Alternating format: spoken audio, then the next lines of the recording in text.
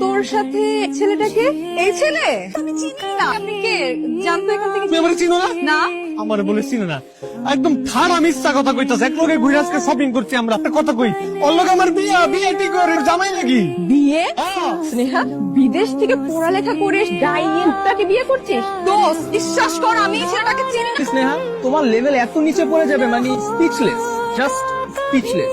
তোর তো আমার ফ্রেন্ড রে, ভারতী সম্পর্কে তোদের ধারণা নাই, তোরা জানিস না আমাকে? আগে যা জানতাম আর এখন যা দেখছি ভেরি শেমফুল। ওরে তোর বন্ধু বান্ধবের গোষ্ঠী মনটা চাইতাছে তো করে এখন পিড়ে তোর আমার অপমান করছ। তোর কত বড় সাহস, তোর চুল চুল।